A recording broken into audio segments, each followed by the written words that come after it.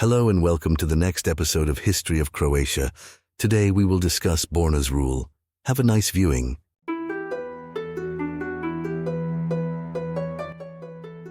In 802, Vítislav died and was succeeded by Borna, who was most likely Vítislav's son. Borna became prince in 810 and was a vassal of the Kingdom of France.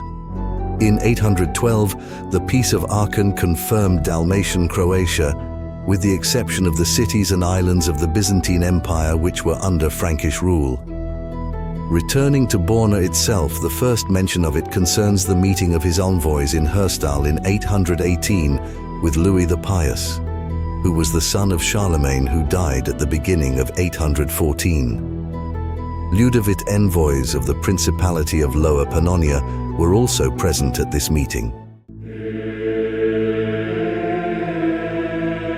Ludovit became Prince of Lower Pannonia in 810. He was probably Vojnomir's successor.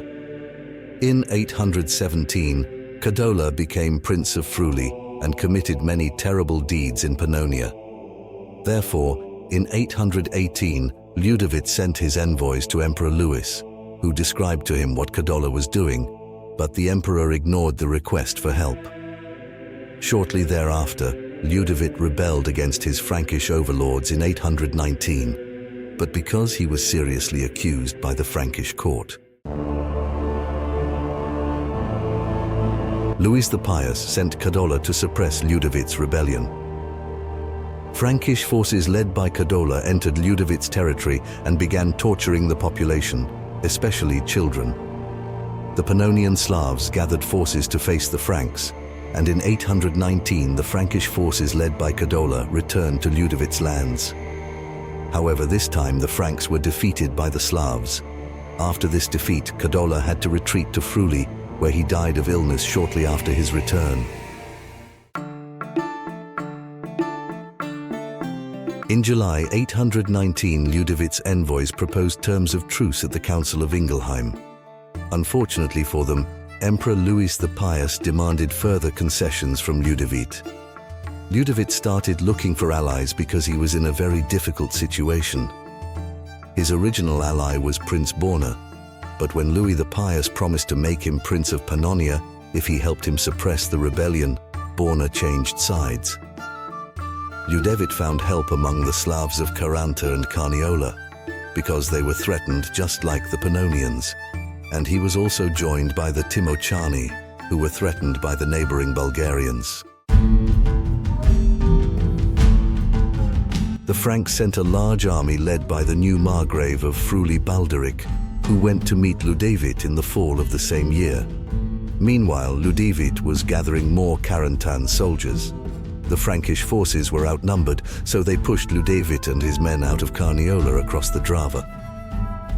Ludovit retreated to the central parts of his country, and Balderic did not pursue him because he had to pacify the Carantans.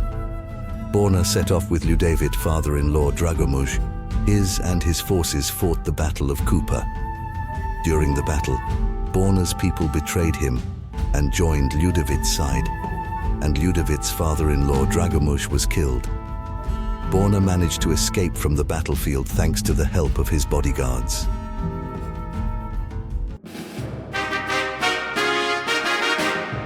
Ludovit took the opportunity in December to invade Dalmatia. After losing the battle, Borna was too weak to face him. The Dalmatians used the tactic of exhausting their invaders. Fortunately for the Dalmatians, the winter was severe, forcing Ludovita to retreat. Ludovit was to suffer great losses, as he lost 3,000 soldiers, over 300 horses and many supplies.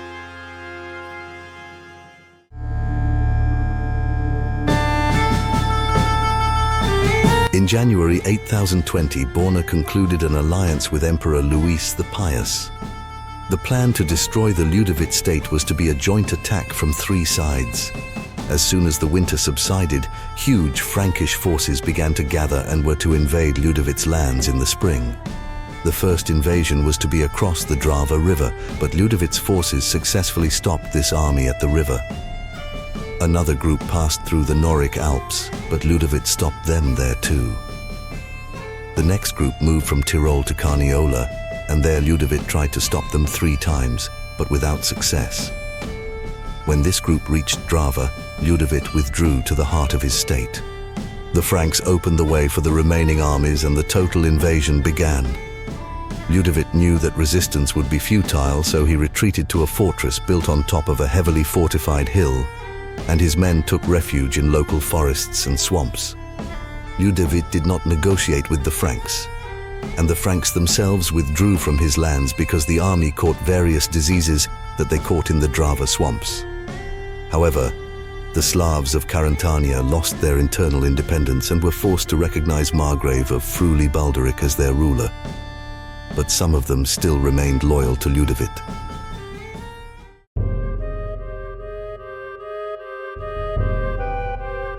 Unfortunately, Borna dies during the war in 821.